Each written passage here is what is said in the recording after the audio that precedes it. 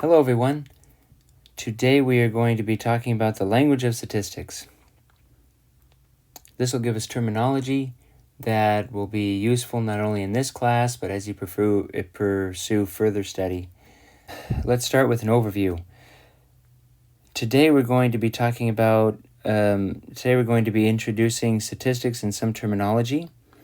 Tomorrow we're going to be talking more about studies that employ statistics, and there's more terminology with that. And that will conclude Chapter 1. Then we will talk about Chapter 2, which will be split up into 3 videos. The first one will be about data visualization, stem plots, frequencies, and histograms. This is all a part of what's called descriptive statistics, which is what we will talk about a little bit more later. And then the second video of Chapter 2 is going to be about percentiles, quartiles, and box plots.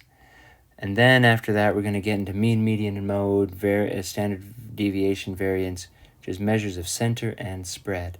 With that, let's go ahead and get started. So today, the goals are going to be to familiarize yourself with 12 terms from statistics, very basic bread and butter terms from statistics. And then we're going to be talking about how data is categorized. That includes 8 more terms. And then we're going to discuss sampling techniques. That's 10 more terms. Okay, so what is that? 30 terms altogether? Let's get started. So, statistics as a field deals with the collection, analysis, interpretation, and presentation of data. What is data? Data is numerically codable information. Descriptive statistics is the branch of statistics that is focused on organizing or summarizing known data. Now notice I've underlined known data. This is data that you can simply collect. There are things that we are interested in that we are unable to simply collect, like the true proportion of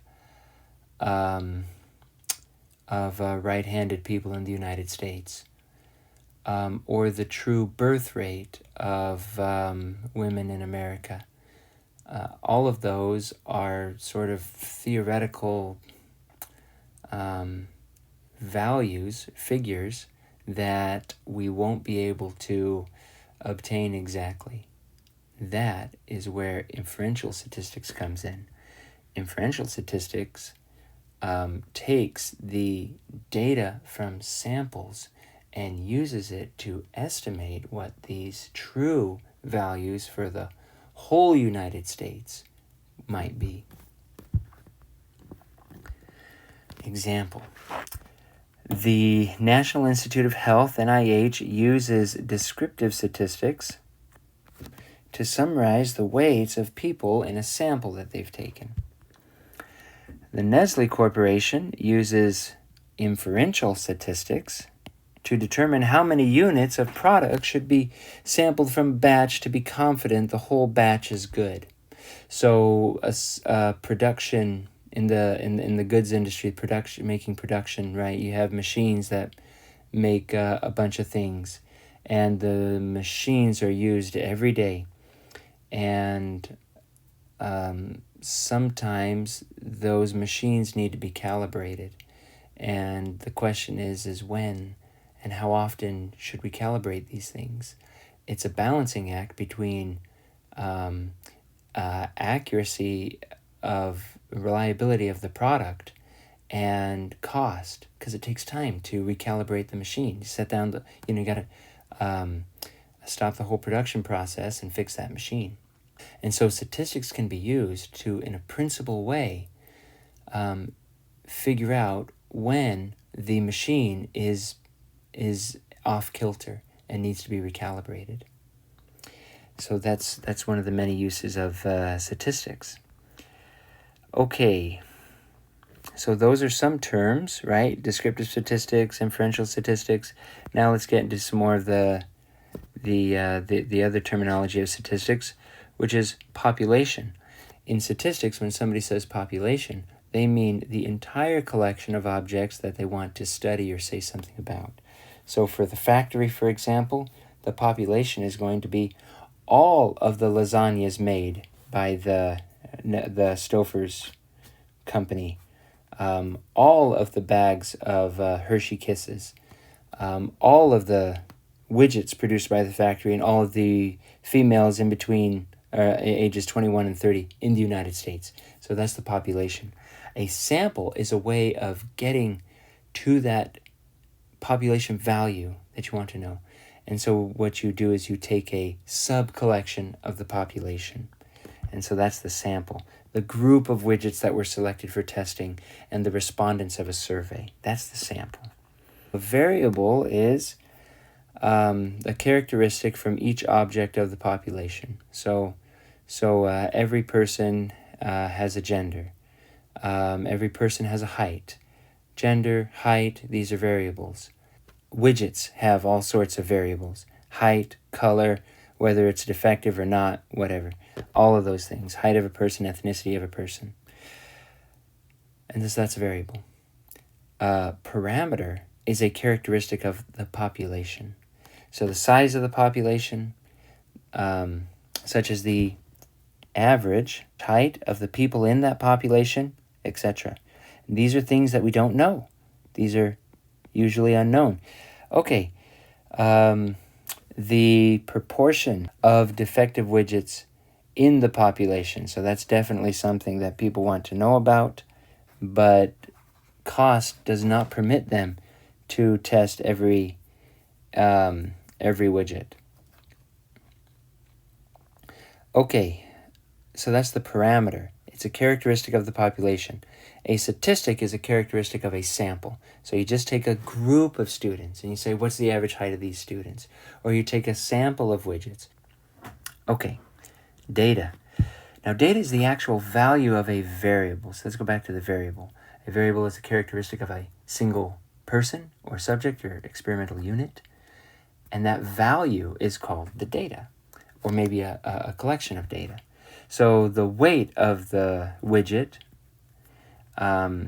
is the data, 1.2. Weight itself is the variable, 1.2 pounds is the data. Handedness of a person, handedness is the variable, right-handed or left-handed is the data.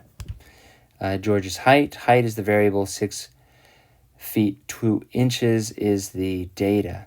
Okay, please fill out this little quiz. So remember, you are going to be submitting these slides in Canvas, and I'm going to be looking at them. You're expected to fill in these blanks, all of the blanks that I have here.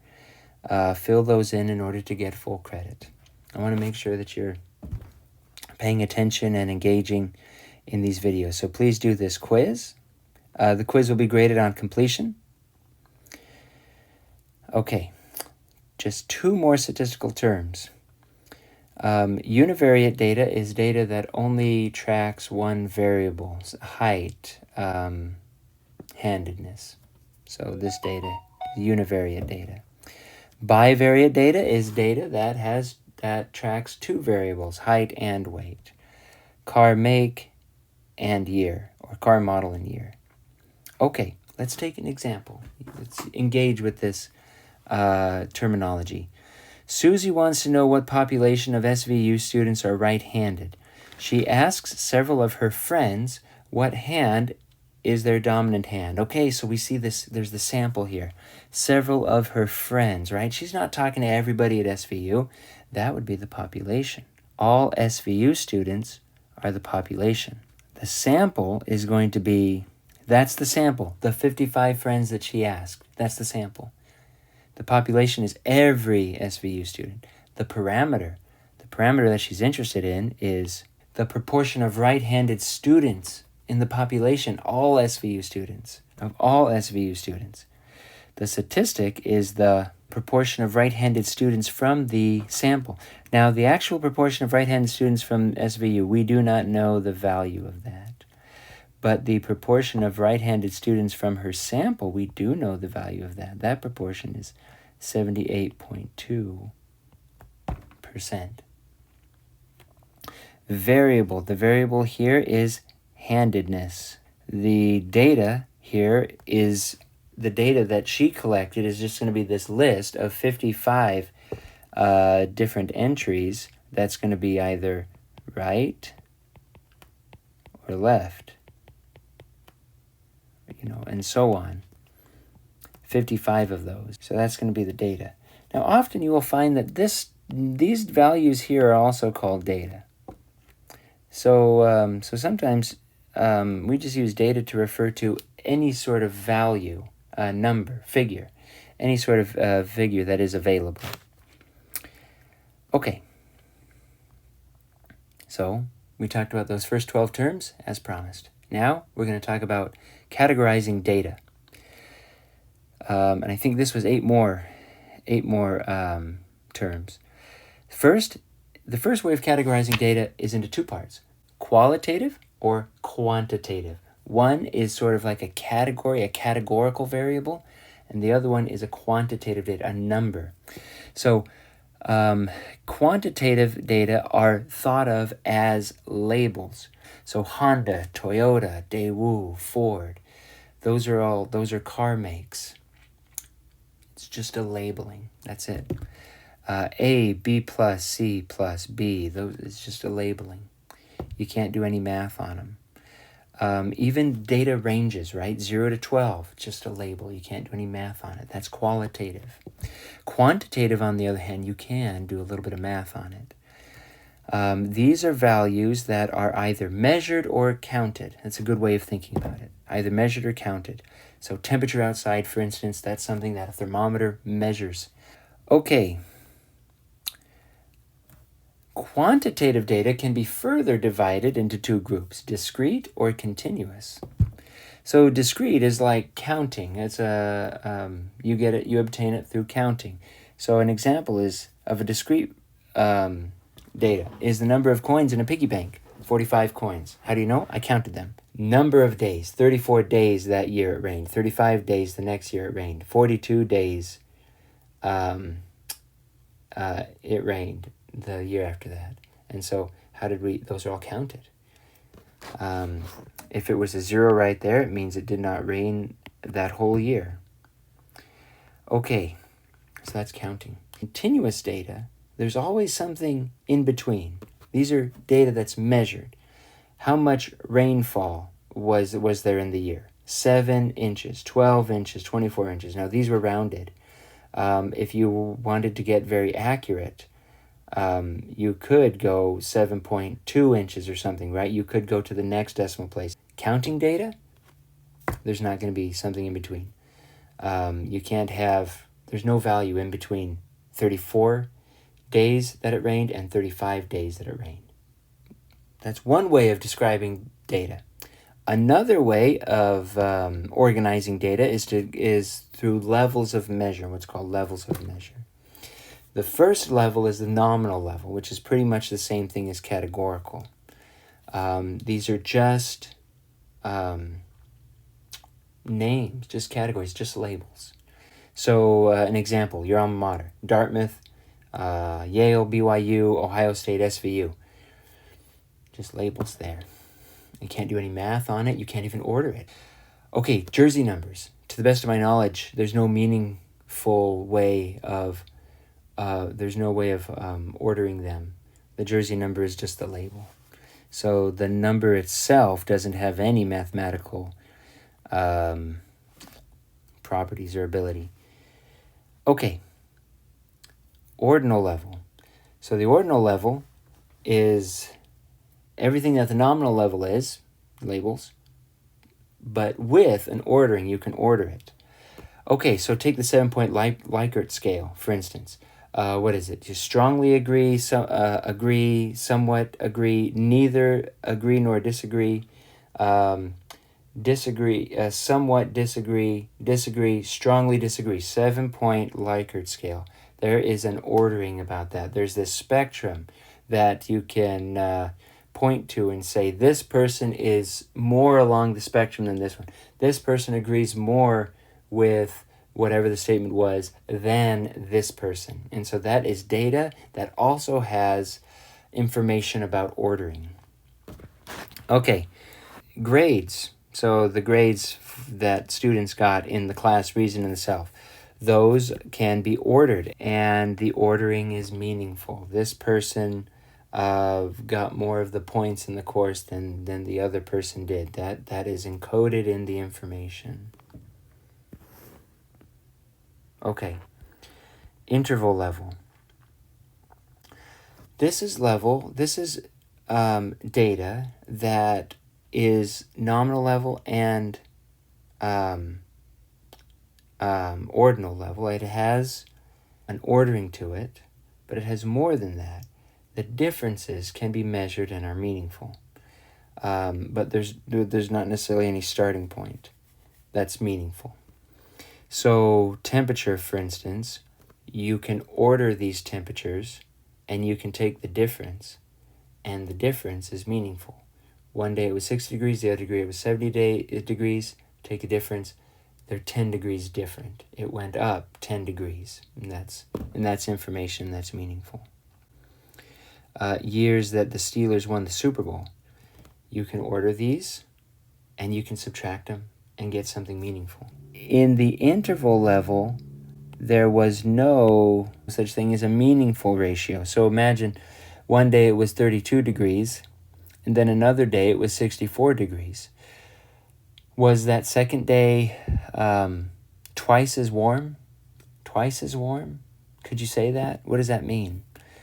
And so that's not meaningful. So in the ratio level, the data, it does have a starting point, it does have an ordering, and and differences have meaning, and ratios also have meaning and can be calculated. So an example of a variable, example of a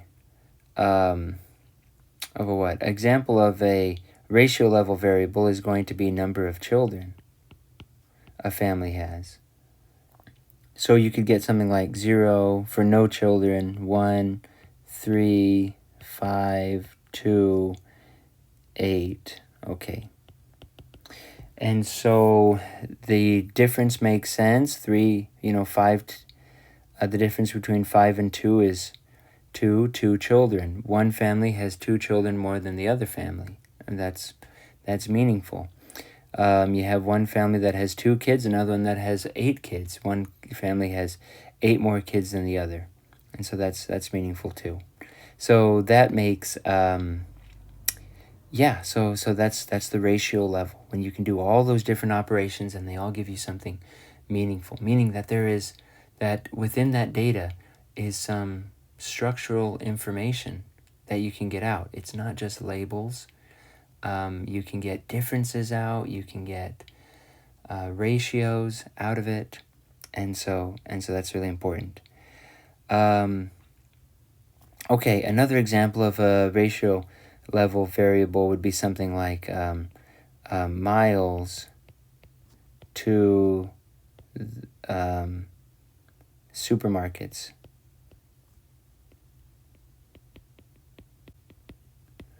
And so this might be like 2.1, 3.33, 4.2, etc. So, and so that's also, it's measured, so it's continuous. It's continuous data, but it's also data on the ratio level. Okay, so that's the ratio measure of data. Now, all of these make an acronym. So you got nominal, ordinal, interval, and ratio, and that makes noir. So you can think noir. Remember that, kind of like film noir, which I guess is just French for black. Okay, here's another quiz. So please fill that out before you submit. And now we're on the very last section, which is we're going to be talking about collecting data. Sampling is the process of selecting subjects from the population to be studied. A representative sample is one in which the statistics, remember the characteristics, usually numerical characteristics of the sample, are close to the numerical characteristics of the population. Often the numerical values of the parameters is unknown. A bias sample is the opposite, where the statistics do not match the actual true population. Anyway, and so An example of that would be if I wanted to find the average height of SVU students, and the sample that I picked was the basketball team. We could imagine that the average height of the basketball team is not going to be very close to the average height of the students at SVU. And so the basketball team is not a representative sample. It doesn't take from each of the various demographics evenly. So that's what we call a bias sample. Random sampling is a very good way of ensuring that you're getting a representative sample. Every member of the population has initially the same chance, same chance of being selected in the sample. Or I think for the sample, being selected for the sample is better. So that's that. Okay, so how do you do that? Well, let's talk about sampling. So a simple random sample is one in which every subject has the same chance of being selected.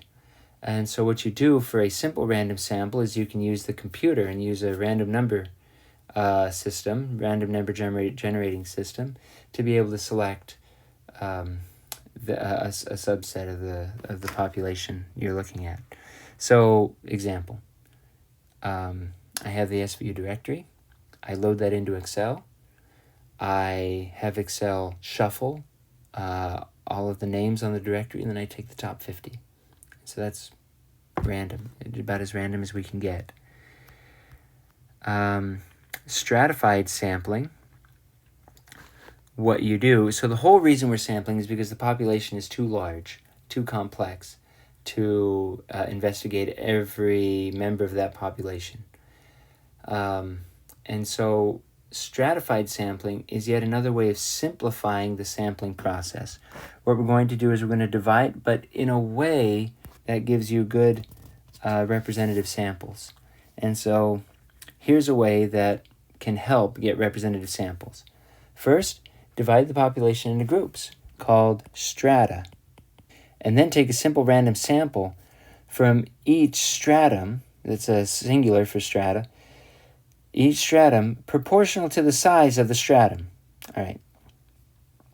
So if you let's say there was 1,000 faculty and students at SVU, and there was 100 faculty and 900 students, if I wanted to take 5 faculty for my sample, I would need to get 45. Okay, that's 9 times 100, because the population of students is 9 times greater than that of the faculty.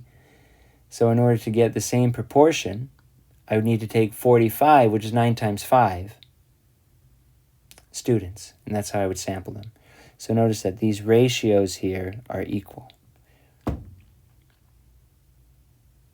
Okay. Cluster sampling. Divide the population into groups, this time called clusters.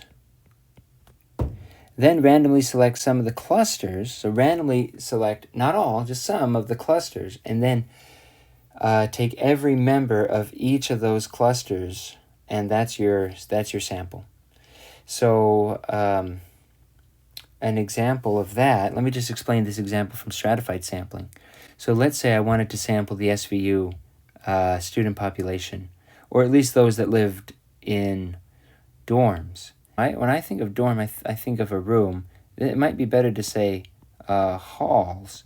Define a hall to be a building that has the dorms in it, which is sometimes, I think, called a dorm. Anyway, you got lots of different halls here, and what you would do is you would maybe take each hall as a stratum,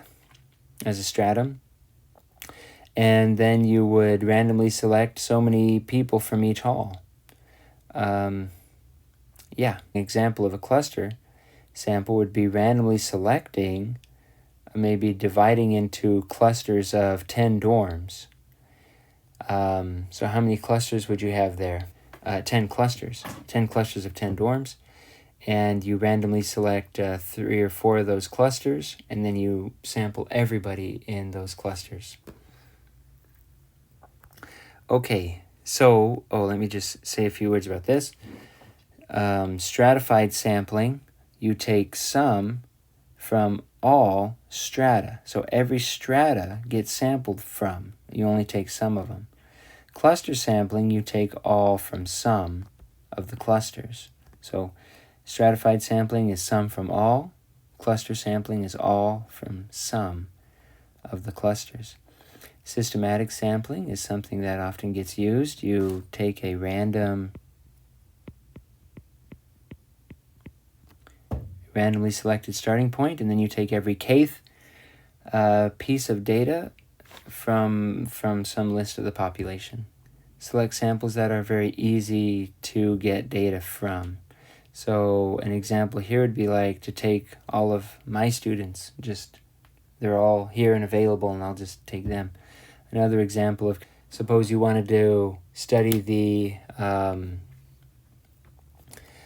public sentiment towards a library, for instance, and you could sit on the steps of the library and people would come in and out, and you would ask them, how do you feel about the library? That's very convenient, but you're not getting a very diverse sampling. It's very likely not going to be a representative sample. For one thing, you might only be getting people who are of low income, because the library provides a lot of good services for people who can't afford to, say, have a printer at home or have the internet even. And so they're able to provide those services. And so you might be oversampling from a low socioeconomic demographic. And I think in general that's what happens when you use convenience sampling, is you oversample a particular demographic. And so that doesn't make a very representative sample. Now, multi-stage sampling is when you take a combination of these above methods. So from each hall, I'm going to write hall here. I think that's what I meant. Hall. So we're doing stratified sampling in that each hall is its own stratum. And what we're going to do is within that stratum, we are going to do cluster sampling. So we're going to select clusters of 5 rooms. We're going to select, each room will be a cluster, and we're going to randomly select 5 of those, and we're going to survey every resident in that room. The current population survey by the Bureau of Labor Statistics is a good example of multi-stage sampling. So what happens here is you take the whole United States and you divide it into 2,700 primary sampling units. Then what happens is these units get divided into 824 strata, and then from each strata you select, so from each of these you select one PSU from each strata. The PSU then gets divided into a bunch of enumeration districts, which consists of about 300 households. Each enumeration district, these are clustered into neighborhoods of about 4 addresses. Those are randomly selected, and somebody is sent towards to those addresses, and those addresses are meant to be contiguous, so right next to each other, if possible. And so those 4 addresses are surveyed, and that amounts to surveying about 60,000 people. Okay, and that's how they get their labor statistics. Okay, let's just recap now. So the first thing we did was stats vocab, and we talked about a number of terms there. Then the next thing we did was we talked about data and the way of organizing and categorizing data. And then the third thing we did was we talked about sampling. Okay, and that's it. So have a great day, and don't forget to take the quiz and submit these slides.